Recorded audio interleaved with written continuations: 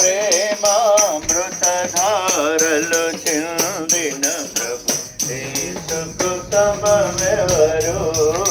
ప్రేమయతానై నిలచి ప్రేమోక్తులనే పలికి, ప్రేమయతానై నిలచి ప్రేమోక్తులనే పలికి, ప్రేమతో ప్రాణము పెట్టి, ప్రేమతో ప్రాణము పెట్టి, ప్రేమ నగరికి చలియే, ప్రేమ నగరికి చలియే, ప్రేమామృతధారలు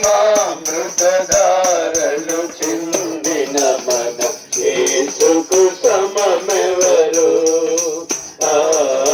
ప్రేమామృతధారలు చిందిన మన యేసుకు సమమెవరు? జిందా ఖుదావని సమస్యకి హల్లెలూయా హల్లెలూయా. మా ప్రియమైనటువంటి కృష్ణాపురం గ్రామ నివాసులారా, యేసు ప్రభువు వారి నామములో మీ అందరికీ మా యొక్క శుభములు తెలియజేస్తున్నాం. మేము పాట పాడాం. బైబిల్ గ్రంథంలో ఒక మాట ఉంది, దేవుడు లోకమును ఎంతో ప్రేమించెను కాగా ఆయన తన అద్వితీయ కుమారునిగా పుట్టిన వాని యందు విశ్వాసముంచు ప్రతివాడును నశింపక నిత్య జీవం పొందునట్లు యేసుక్రీస్తు ప్రభువును అనుగ్రహించెను అని. దేవుడు లోకాన్ని ప్రేమిస్తా ఉన్నాడు. దేవుడు ప్రేమస్వరూపి. బైబిల్ ఏం చెప్తుందంటే దేవుడు ప్రేమస్వరూపి, దేవుడు ప్రేమయ్య ఉన్నాడు.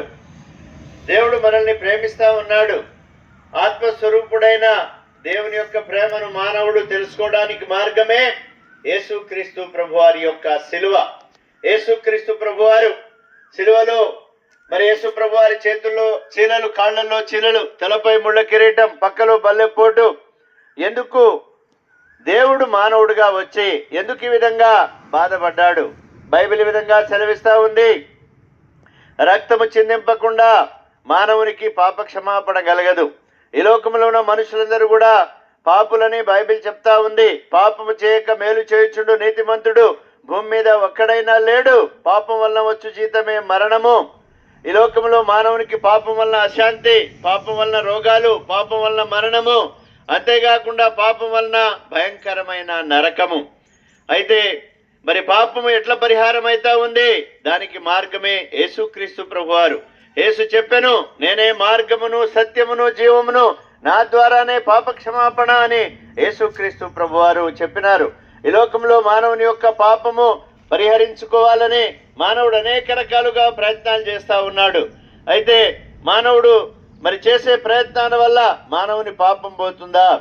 అయితే బైబిల్ ఏం చెప్తుందంటే మరి యేసు రక్తము ప్రతి పాపము నుండి మనలను పవిత్రులుగా చేయును. కొంతమంది పాప క్షమాపణ కొరకు మేకల రక్తం, గొర్రెల రక్తం, పశువుల రక్తాన్ని చిందిస్తారు. అయితే ఈ రక్తం వలన పాప క్షమాపణ కలగదు. మానవుని పాపం పోవాలంటే పరిశుద్ధ రక్తం కావాలి. అయితే మానవుని కొరకు ఇంకో మానవుడు మరి రక్తం కారిస్తే అది కూడా పాప రక్తమే అవుతుంది. మరి దేవుడు ఒక్కడే పరిశుద్ధుడు కాబట్టి ఆ పరిశుద్ధుడైన దేవుడే పరిశుద్ధమైన జన్మ ద్వారా ఈ లోకంలో జన్మించి పాపులమైన మనల్ని ప్రేమించి మన పాప పరిహారం కొరకు తన రక్తాన్ని కార్చినాడు. ఇది దేవుని ప్రేమ. బైబిల్ ఏం చెప్తుందంటే యేసు ప్రభువారు మన నిమిత్తము తన ప్రాణము పెట్టెను గనక ప్రేమ ఎట్టిదో మనం తెలుసుకోవాలని బైబిల్ చెప్తా ఉంది. కాబట్టి దేవుడు ప్రేమామయుడు. దేవుడు నిన్ను ప్రేమిస్తా ఉన్నాడు.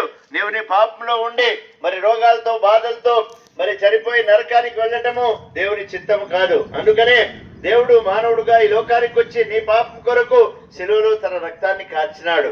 ఈ మాట నిన్ను నమ్మితే నీ పాపాలు క్షమించబడతాయి, మరి నీ దోషాలు పరిహరించబడతాయి. నీవు దేవుని కుమారుడు అవుతావు. అంతేకాకుండా దేవుని ప్రేమను ఎరుగుతూ ఆ ప్రేమలో నీవు జీవిస్తావు. ఈ లోకంలో మానవునికి ధన్యకరమైన విషయం ఇదే. కాబట్టి అయలారా మలారా, యేసుక్రీస్తు ప్రభువారు ప్రేమించే దేవుడు, ప్రేమించిన దేవుడు, మరి నిన్ను ప్రేమించి నీ కొరకు రక్తం కార్చిన దేవుడు, ప్రాణం పెట్టిన దేవుడు. యేసు రక్తము నీ పాపమును క్షమిస్తుంది, నీ దరిద్రతను తొలగిస్తుంది, నీ వ్యాధిని బాగు చేస్తుంది, నీకు సంపూర్ణమైన సంతోషాన్ని, ఆనందాన్ని, జీవాన్ని అనుగ్రహిస్తుంది. ప్రభు అయిన యేసునందు విశ్వాసం ఉంచండి, ఈ గొప్ప రక్షణ పొందండి. మీ సమీపంలోనే మరి గొప్ప దేవుని యొక్క మందిరం ఉంది. ఇక్కడ మంచి దైవజనులు ఉన్నారు. మరి మీకు దేవుని విషయాలు అనేకం తెలియజేస్తారు. కాబట్టి ప్రభు అయిన యేసునందు విశ్వాసం ఉంచండి. మరి ఈ గొప్ప రక్షణను నిర్లక్ష్య పెట్టకండి. బైబిల్ విధంగా సెలవిస్తా ఉంది, ఇంత గొప్ప రక్షణను నిర్లక్ష్య పెట్టిన ఎలాగూ తప్పించుకోదము.